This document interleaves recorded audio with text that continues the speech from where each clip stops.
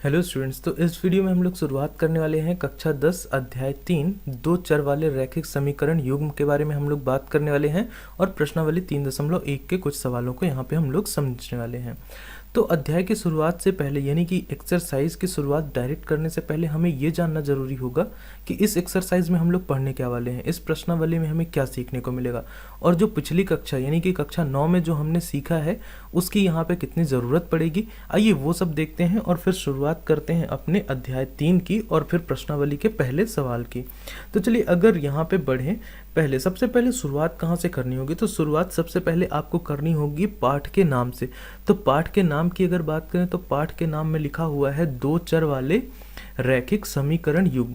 तो सबसे पहले तो यहाँ पे बात आती है चर की। तो चर क्या होता है? चर हम उन्हें बोलते हैं जिनका मान निश्चित नहीं होता है। जैसे अगर यहाँ पे बात करें सबसे पहले दो चर में से हमें चर समझना पड़ेगा। तो चर जिसका मान निश्चित नहीं होता है उसे हम चर बोलते हैं और इसे हम दर्शाते किससे हैं? एक्स वाई जेड, इनकी मदद से हम इन्हें दर्शाते हैं। हम इन्हें टी भी ले सकते हैं, एस भी ले सकते हैं, यानी कि इंग्लिश के किसी भी अल्फ़ाबेट से हम इन्हें दर्शाने की कोशिश करते हैं। तो ये तो बात हुई दो चर। तो सबसे पहले यहाँ पे क्या हुआ? चर हमने समझ लिया चर। अब देखिए दो चर क्या कहना चाह रहा है। दो चर मतलब कि हम यहाँ पे ऐसी इक्वेशन के बारे में पढ़ने वाले हैं जहाँ पे दो चर होंगे। हमने समीकरण तो पढ़ा था जिसमें जैसे हमने देखा था 3x + 2 = 0, इस तरह से हमने देखा था, तब हमें x की वैल्यू मिलती थी। ठीक उसी तरह से हमने देखा है कि जहाँ पे दो चर आ जाए, दो चर आने का मतलब जैसे यहाँ पे x और y एक साथ आ जाए या फिर z और y एक साथ आ जाए, दो चर हो जिस भी इक्वेशन में, उसे हम क्या बोलते हैं? दो चर वाली इक्वेशन बोलेंगे। चलिए आगे बढ़ें। अगर सबसे पहले तो दो चर के बाद बात आती है, चर हमने समझ लिया, फिर देखते हैं कि दो चर क्या है, लिखना कैसे है, ये हम सीखते हैं। अब बात आती है रैखिक की।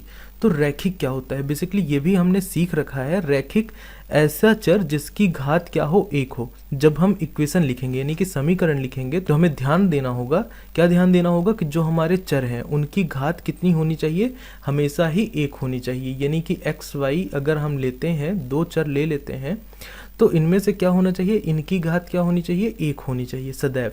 चलिए अब अगला टर्म जो है, अगला यहाँ पे लिखा हुआ शब्द है जो है वो है समीकरण। तो समीकरण का क्या मतलब होता है? इसका सिंपली मतलब होता है ये इक्वल टू के साइन से। किससे मतलब होता है? इक्वल टू के साइन से। और अगला जो आपको देखने को मिल रहा है शब्द वो क्या है? युग्म। तो युग्म क्या होता है? युग्म मतलब होता है सिंपली अगर अपनी भाषा में समझें तो इसे जोड़ा बोला जाता है। क्या बोला जाता है? जोड़ा। तो यहाँ पे हम इससे समझ सकते हैं। तो अब बात आती है कि यहाँ पे दो चर वाले रैखिक समीकरण युग्म, तो हम कैसे लिखेंगे इन्हें? देखिए इसकी जो जनरल इक्वेशन होती है, हमें एक x चाहिए होगा, एक y चाहिए होगा। ये तो हुए हमारे दो चर, है ना। मान लेते हैं कि यहाँ पे इसके साथ क्या है, अभी मल्टीप्लिकेशन की अगर बात करें तो इसके साथ कोफिशिएंट यानी कि गुणांक कितना है? x है। तो हम इसे अगर a नाम दे दें तो चलेगा क्या? बिल्कुल चलेगा। और यहाँ पे इसके साथ भी एक है तो इसे भी b दे देते हैं। धन यहाँ पे हम c रखते हैं एक कांस्टेंट और इसे लिखते हैं 0 के बराबर। तो ये क्या कहलाता है हमारा? ये कहलाता है हमारा दो चर। देखिए दो चर देखने को मिल रहे हैं। यहाँ पे कलर चेंज कर लेते हैं मार्कर का। जैसे अगर बात करें यहाँ पे तो एक चर ये हो गया, एक चर ये हो गया। और यहाँ पे रैखिक की बात करें तो पावर कितनी है? 1।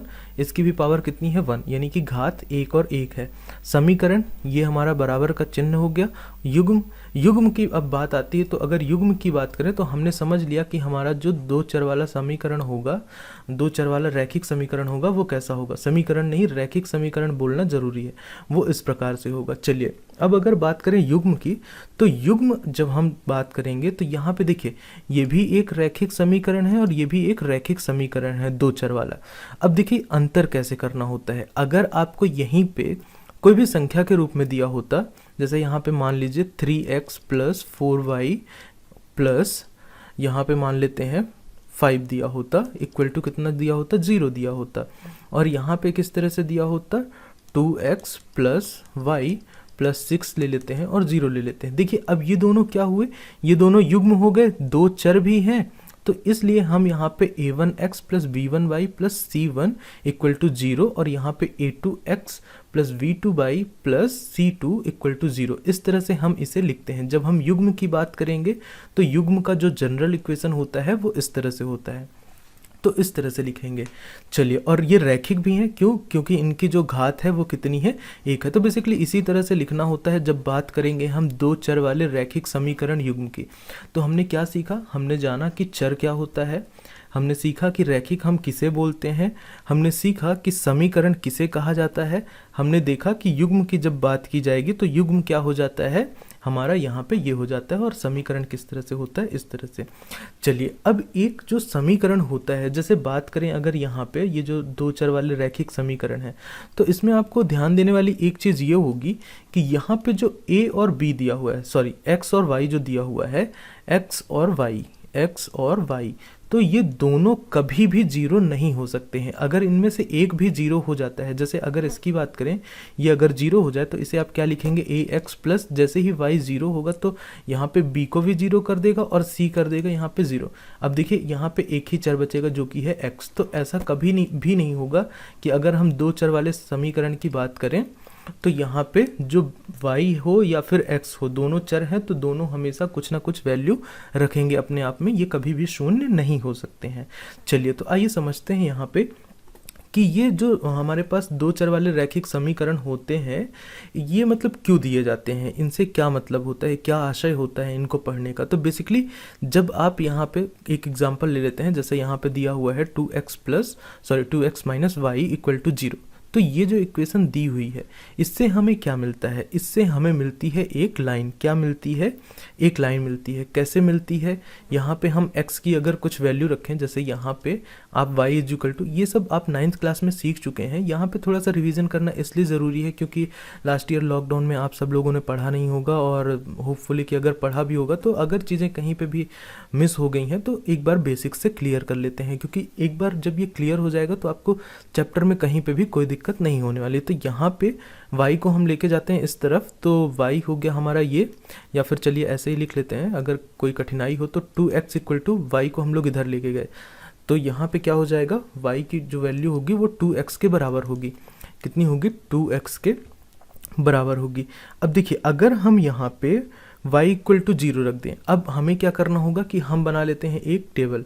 इस टेबल में हमें क्या करना होता है, मान रखना होता है, किसका? x और y का। अगर हम x की जगह पे 0 रख दें, यानी कि यहाँ पे, तो यहाँ पे 2 इंटू 0 इक्वल टू y हो जाएगा। तो y की भी वैल्यू कितनी आएगी, यहाँ पे ध्यान दीजिएगा, यहाँ पे x इक्वल टू हमने 0 रखा है, यहाँ पे लिख लेते हैं। जब हमने x की वैल्यू 0 रखी तो y इक्वल टू कितना आया है हमारा, y इक्वल टू भी यहाँ से 0 आया है, यहाँ पे लिख लेते हैं y इक्वल टू कितना आया है, 0 आया है। जब हमने x की वैल्यू रखी तो y की भी वैल्यू हमें कितनी मिली, 0 मिली। चलिए, अब इसी इक्वेशन की अगर बात करें, जब हम x इक्वल टू 1 रखते हैं, कितना रखते हैं, 1 रखते हैं, तो यहाँ पे 2 इंटू 1 हो जाएगा इक्वल टू y हो जाएगा। तो y की कितनी वैल्यू आ रही है, यहाँ से y की वैल्यू 2 आ रही है। यहाँ पे हमने x की जगह पे 1 रखा और यहाँ पे 0, तो यहाँ पे कितना मिला है, हमें 2 मिला है। कितना मिला है? 2 मिला है। जब हमने 0 रखा है x की वैल्यू तो हमें 0 मिला, जब हमने 1 रखा तो हमें कितना मिला, y की वैल्यू 2 मिली है। चलिए, अब देखते हैं कि हम कैसे इनका ग्राफ बनाते हैं। चलिए, तो यहाँ पे ग्राफ खींचने की अगर बात करें तो सबसे पहले ग्राफ थोड़ा सा समझ लेते हैं कि ग्राफ क्या होता है। बेसिकली यहाँ पे आपको ये जो लाइनें देखने को मिल रही है, जैसे ये लाइन, ये लाइन, ये लाइन, ये लाइन, इन लाइनों से पहले अगर बात करें तो ये हमारी y एक्सिस होती है और ये हमारी होती है x एक्सिस, जिसे हिंदी में कहा जाता है x अक्ष, और इसे क्या कहा जाता है, y अक्ष। ठीक है, और इसे क्या कहते हैं, ये ऋणात्मक y होता है और ये ऋणात्मक x होता है। चलिए, और इन्हें क्या कहते हैं, ये जो यहाँ पे पॉइंट्स है ना, इन्हें हम अपने डेटा के हिसाब से, यानी कि जो भी हमारी वैल्यूज़ होती हैं, अब अगर यहाँ पे 100 रखते हैं हम वैल्यू, तो यहाँ पे कितना आता, यहाँ पे कितना आता, y की वैल्यू आती 200 आती। जैसे अगर हम यहाँ पे 100 रखते तो y की वैल्यू कितनी आती, 200 आती। अगर हम यहाँ पे 200 रखते तो y की वैल्यू कितनी आती, यहाँ पे 400 आती। तो इस तरह से अब हम इसमें दर्शाने के लिए क्या करते, हम फिर इसे 100 से डिनोट करते, जबकि अभी हमें क्या करना है, इसे 1 2। तो ये जो हमारा इकाई मात्रक होगा वो हम बदलते रहते हैं सिचुएशन के अनुसार, वो हम सीखेंगे आगे प्रश्नावली में। इतना लोड लेने की ज़रूरत नहीं है, अगर समझ में नहीं आ रहा है तो कोई दिक्कत नहीं है, वो हम प्रश्नावली में सीख जाएंगे अच्छे से। अब देखिए करना क्या है, अब यहाँ पे क्या करना है, हमें लाइन ड्रॉ करनी है। लाइन कैसे ड्रॉ करनी है, सबसे पहले तो जब x 0 है तब हमारा y भी 0 है। x और y दोनों कहाँ पे 0 होते हैं, x और y दोनों यहाँ पे 0 होते हैं। आई होप कि आप लोग नोटिस कर पा रहे होंगे, ये दोनों कहाँ पे 0 0 जो होता है ये वर्टेक्स बोलते हैं इसे। तो यहाँ पे क्या होगा, x अक्ष और y अक्ष जो है दोनों यहाँ पे 0 0 होते हैं। और जो दूसरा पॉइंट है हमारा वो क्या मिल रहा है, x एक्सिस में 1 जाना है, यानी कि यहाँ पे इसे हम काउंट ऐसे ही करते हैं, गिनते हैं 1 2 3 4, ऐसे ही इधर भी गिनते हैं। तो यहाँ पे 1 और y का कितना चाहिए है, 2 चाहिए। तो अगर हम कुछ ड्रॉ करें, अगर इस लाइन को यहाँ से ऐसे आगे बढ़ा लेते तो ये लाइन हमारी ऐसे जाने वाली थी, और अगर इसकी बात करें 1 की तो ये लाइन हमारी कुछ इस तरह से आगे को जाने वाली थी। तो यहीं पे मिलता हमें x एक्सिस का 1 यहाँ पे मिलता और y का 2 यहाँ पे मिलता।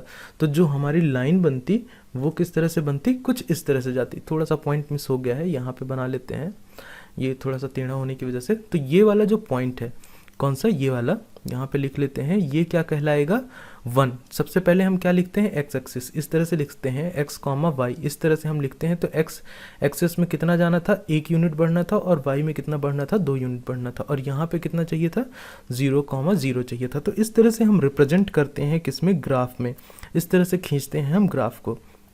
चलिए अब बात करें, अगली बात क्या होगी हमारे, तो यहाँ पे 2 इक्वेशंस हैं। देखिए ये वाली इक्वेशन, तो इसकी क्या होगी, इसकी एक लाइन बनेगी।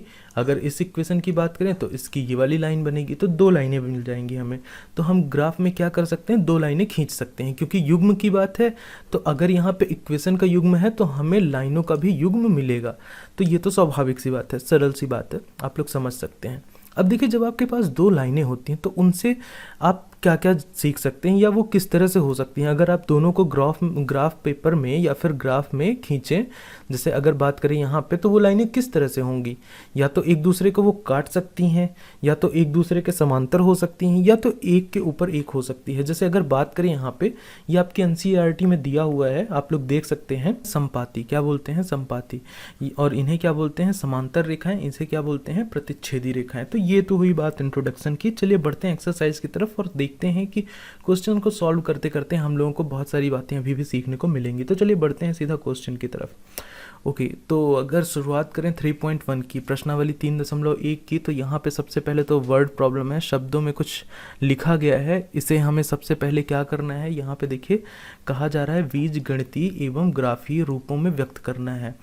तो सबसे पहले आपको क्या करना होगा, ग्राफ खींचने के लिए हमें सबसे पहले क्या चाहिए है, इक्वेशन चाहिए, यानी कि समीकरण चाहिए है।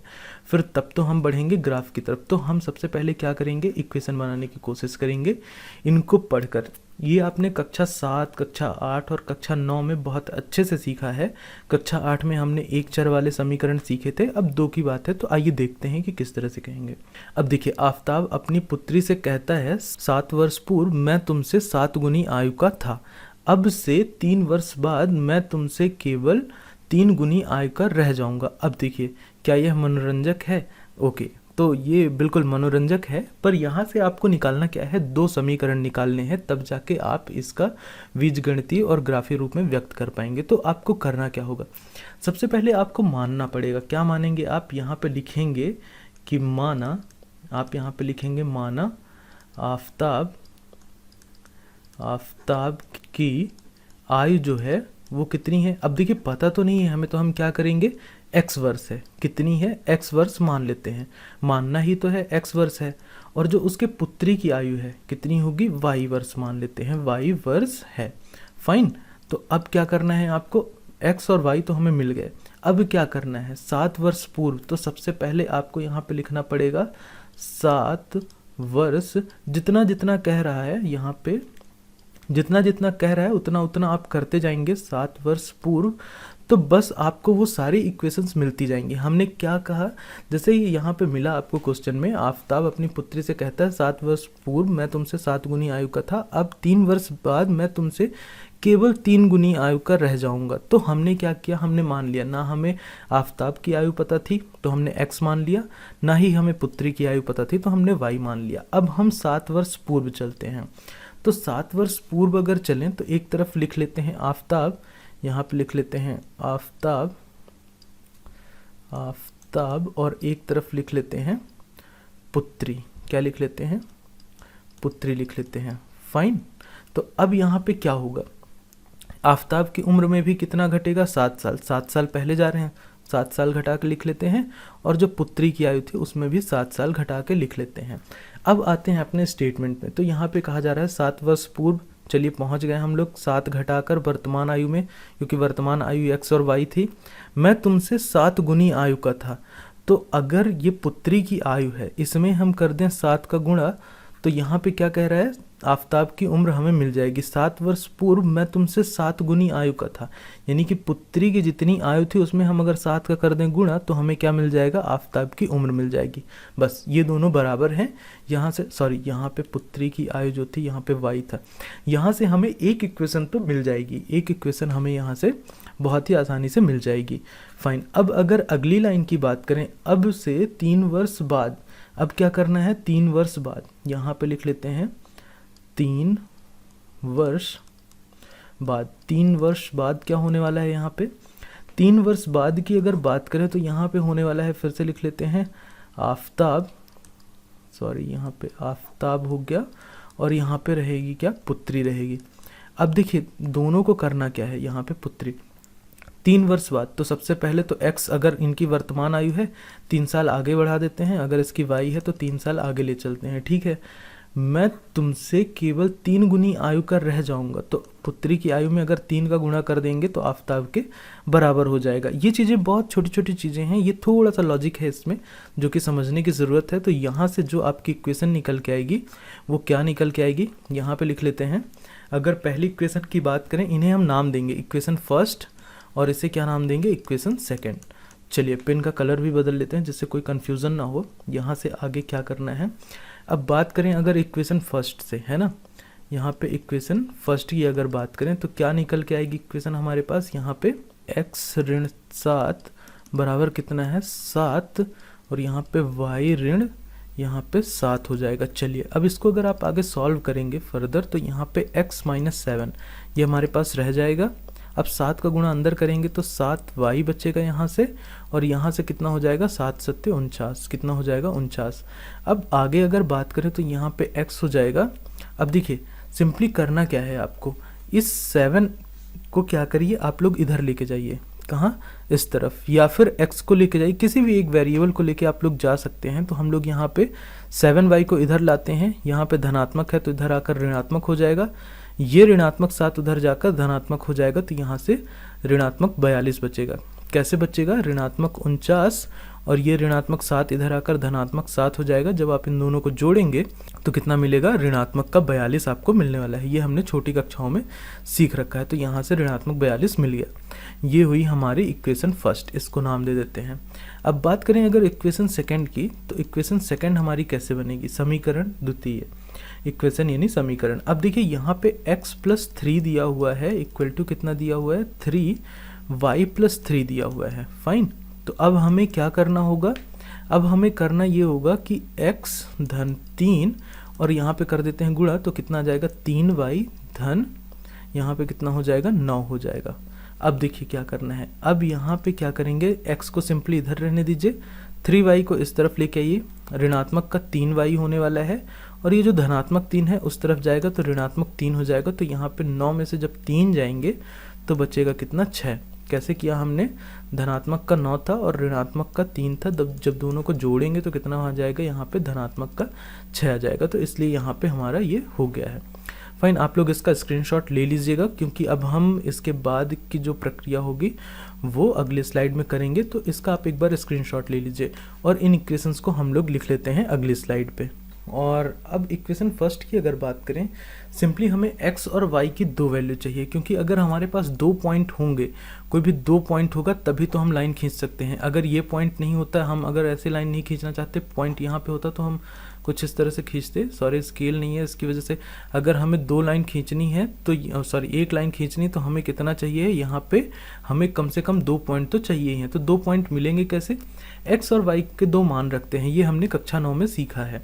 चलिए आइए अब कैसे मान रखना होगा। अगर हम लोग यहाँ पे x की जगह पे क्या रख दें, 0, कितना रख दें, x की जगह पे 0, यहाँ पे x बराबर 0 रख लेते हैं।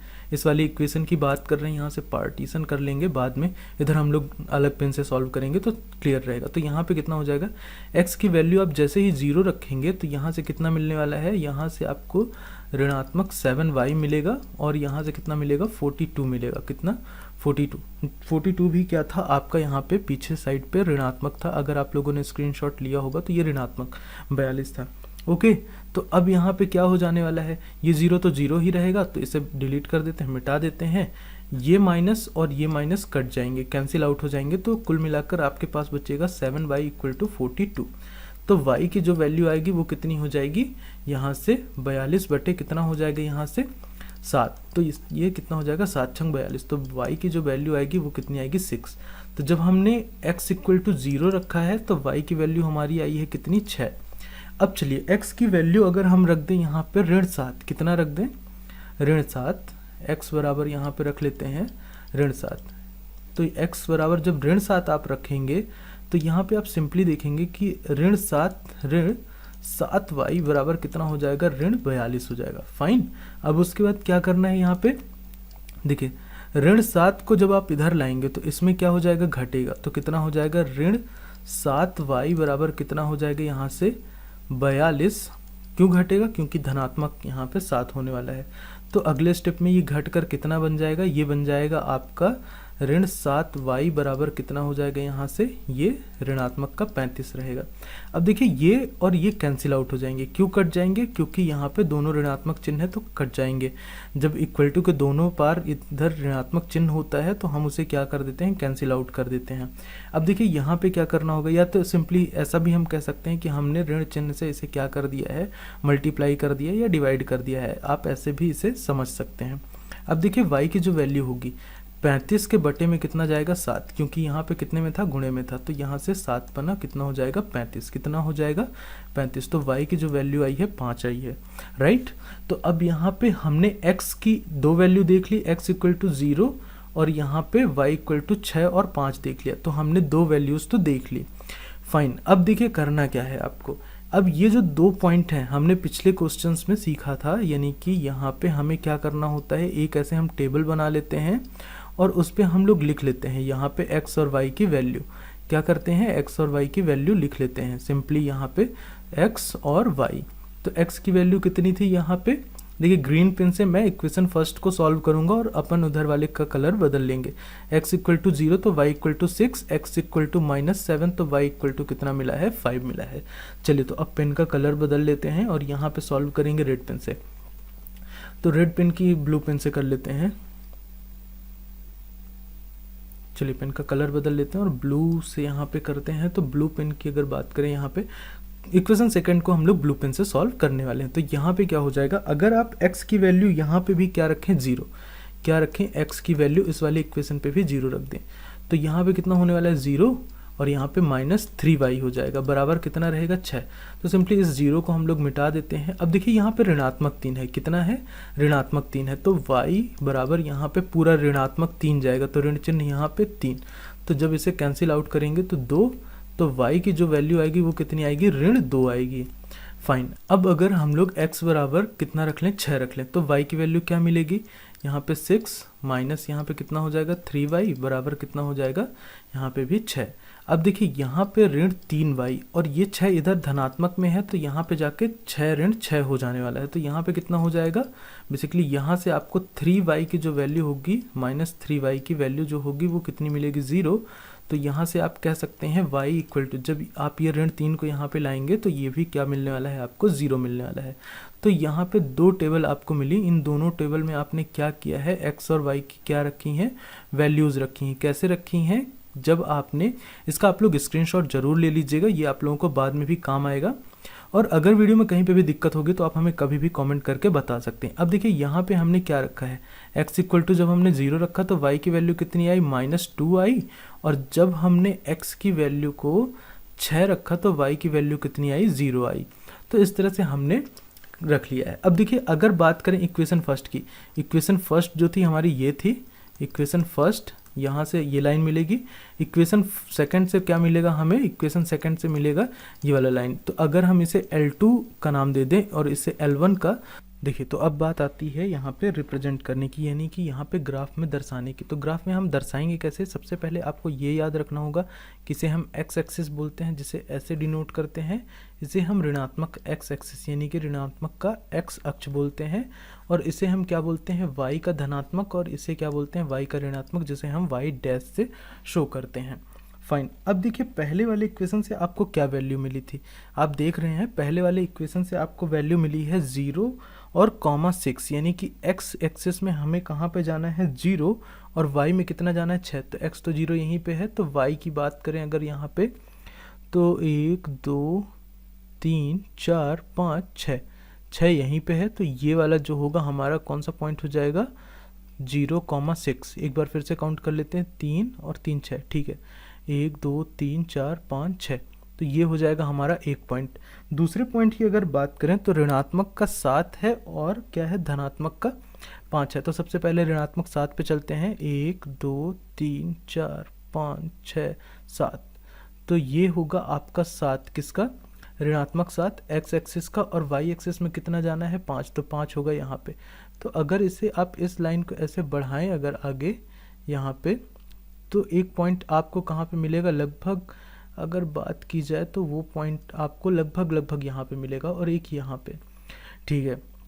तो यहाँ से इन दोनों पॉइंट्स को मिलाने से एक लाइन बनेगी जो कि आपकी क्या कहलाएगी, यहाँ से लगभग एक जो लाइन बनेगी, यहाँ से ऐसे ड्रॉ कर लेंगे, तो ये जो हमारी लाइन होगी लगभग यहाँ से होगी, तो क्या होगी हमारी एक लाइन मिल जाएगी जिसे हम बोलेंगे L1।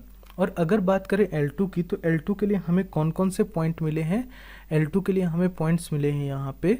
सबसे पहले तो अगर बात करें 0, x इक्वल टू जब 0 था तो हमें y इक्वल टू कितना मिला है -2, यानी कि ये वाला पॉइंट x इक्वल टू 0 तो y इक्वल टू -2 मिला है, कितना मिला है -2, यहाँ पे लिख लेते हैं। उसके बाद जब x इक्वल टू 6 है, कितना है 6 है, 1 2 3 4 5 6, तो हमें y इक्वल टू कितना मिला है 0 मिला है, तो 6,0, इसे हम इस तरह से लिख लेंगे, और एक लाइन लगभग हमें यहाँ से भी मिलेगी। तो अगर बात करें इन लाइनों को मिटा लें और देखते हैं कि वो लाइन कैसे बनेंगी हमारी, तो वो लाइनें हमारी बनेंगी कुछ इस तरह से। यहाँ पे थोड़ा सा ये ग्राफ ना होने की वजह से पॉइंट्स मिसिंग है, तो लगभग यहाँ पे आएगा ऋण 7,5। तो ये लाइंस आकर यहाँ पे कट करती हैं, कहाँ पे, यहाँ पे इस पॉइंट पे इन दोनों को कट करती हैं। तो इस तरह से आप देख सकते हैं कि हमने जो इसे क्या किया, ग्राफीय रूप में भी क्या कर दिया, रिप्रेजेंट कर दिया, यानी कि ये थी हमारी L1 और ये थी हमारी L2, क्या थी, ये थी हमारी L2। तो इस तरह से दो लाइनें मिलेंगी, इसी तरह से सॉल्व करना था इन क्वेश्चंस को। और अगर बात करें तो हमने दो इक्वेशन पाई थी जिसे हम बोलते हैं दो चर वाले रैखिक समीकरण के युग्म, और यहाँ पे दो लाइनें जिसे हम ग्राफ में यहाँ पे दर्शा रहे हैं। तो बेसिकली इसी तरह से सॉल्व करना था। चलिए बात करेंगे क्वेश्चन नंबर 2 और 3 की अगले वीडियो पे।